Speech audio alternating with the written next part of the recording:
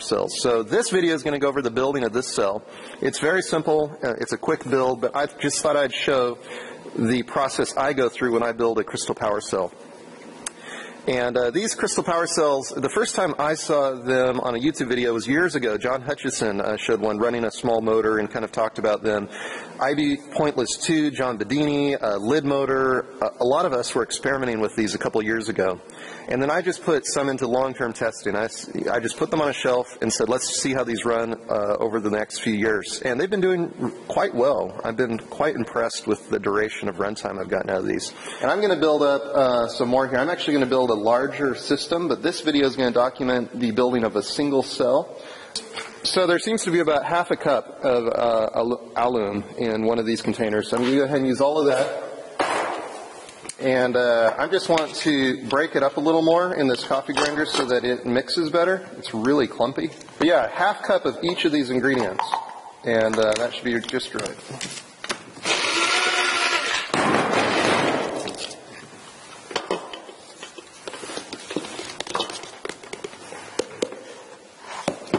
Okay, so now a half cup of this no salt, sodium-free substitute. And this, if you look at the ingredients, this is potassium chloride. And that's one of the main ingredients in this. So we'll put the potassium chloride in here, half a cup. That's about right.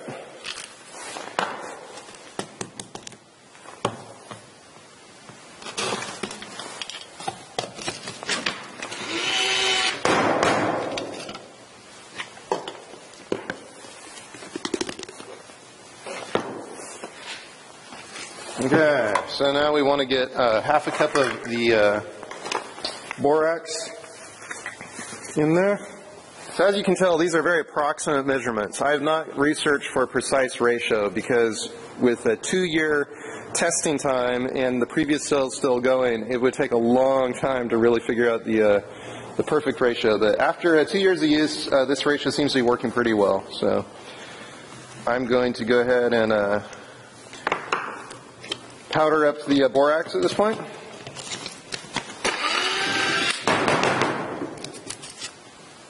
And that will leave the last ingredient, which is the Epsom salt. And we'll get that in here. So half a cup Epsom salt. And you can see this stuff is really granular, so we're going to have to blend this up a little more to get a good mix.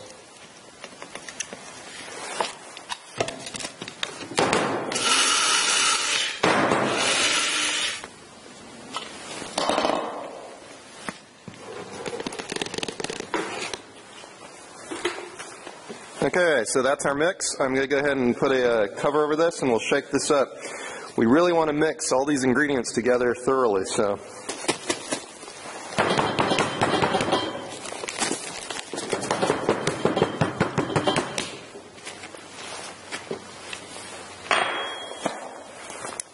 Okay, so we got this stuff mixed up and we're ready to actually build the crystal cell.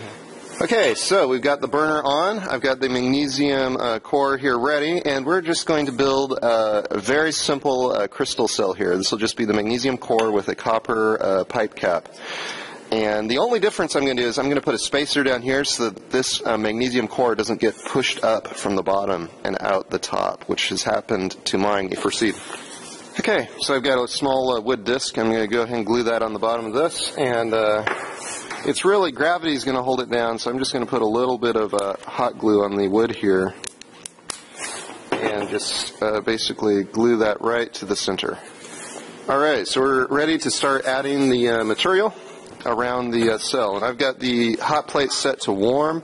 You really don't want to overheat this too quickly, or this material will just come bubbling up and out of the cell, and it'll be a real mess. So, okay, so I have this burner on the lowest setting.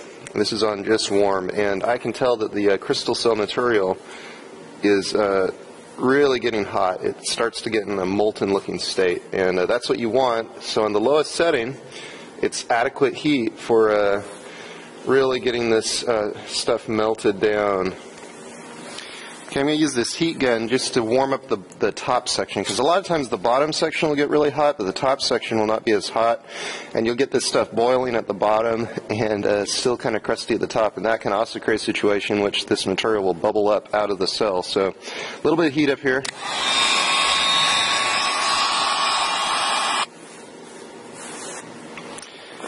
Okay, so it's starting to really bubble and boil in here, so I have this small piece of wire and I can work around and just kind of work the material back down into there a little bit. But this is getting very close to being done here. I just want to make sure it has enough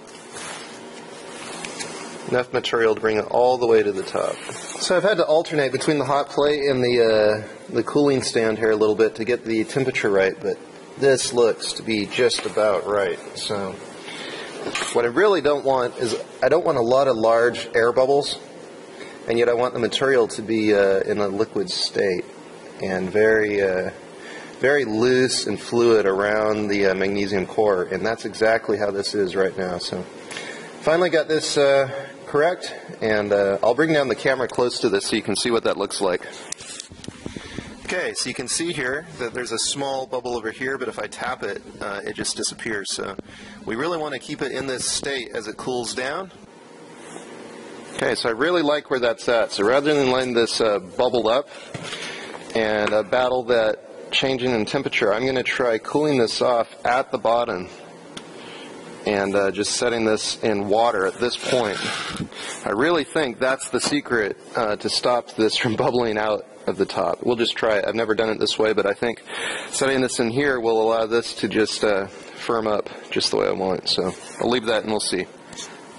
Alright, so this is cooling off, and you can see a really nice top surface on here. And taking this from the hot plate right at that critical moment and setting it in the water to cool off stopped the heat from the bottom that was creating the bubbles that were coming through the top. So that seems to be working really well.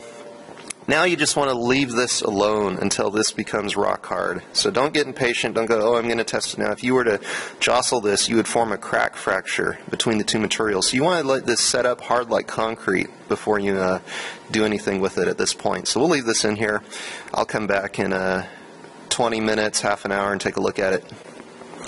Okay, so the crystal cells all cooled off. The crystal material set up hard like concrete inside here, and that's just how we want it. I went ahead and sanded down the outside, so this is all cleaned up. It's ready to do a first test, and what I thought we had tested with is this small DC motor.